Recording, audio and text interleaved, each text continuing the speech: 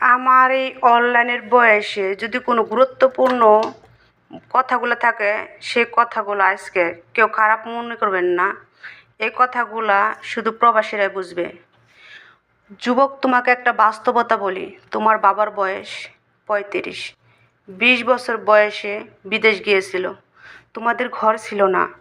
5 বছর জীবনের ব্যয় করে দিয়েছে।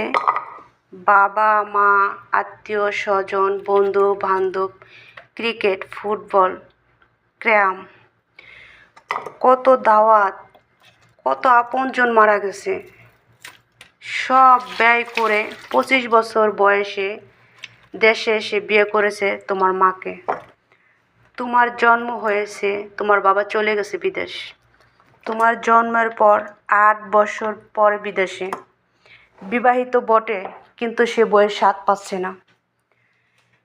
তুমি প্রেমিকার পিছে 15 বছর বয়সে, 20 বছর 22 বছর বয়সে তোমার বাইক লাগবে। তোমার বাবা বিয়ে করার শর্তেও তার যৌবন কাটাতে পারেনি তোমার মায়ের সাথে। তোমার জামা কাপড় ব্যবস্থা বুঝো যুবক। তোমার বাবার বয়স এখন 40। সে তোমার মার কাছে আসার অনুভূতি নেই, তার শক্তি কমে গেছে। তুমি বুঝবে না যুবক। 15 বছর বয়সে তুমি যত উত্তেজিত, তোমার বাবা ওরকম ছিল, কিন্তু তোমার বাবা আসতে পারেনি শুধু তোমার লেখাপড়া করার জন্য, তোমার স্কুলে ফি লাগবে বলে, তোমার ভবিষ্যতের জন্য।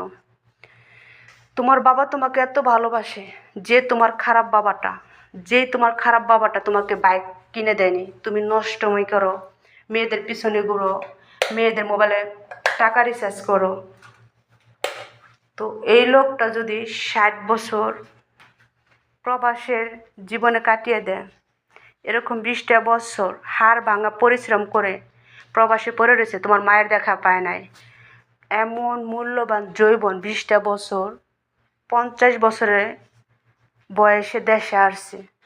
তুমি বিয়ে করে বউ নিয়ে আলাদা খাও, তুমি বিয়ে করে বউ নিয়ে শ্বশুর বাড়ি যাও, তুমি বিয়ে করে বউর কথা শোনো।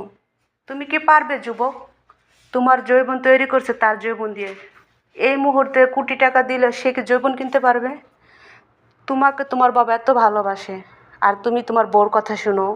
বয়স হয়ে গেলে বাবাকে বৃদ্ধাশ্রমে পাঠাও, বাবা মাকে দেখতে পাও না।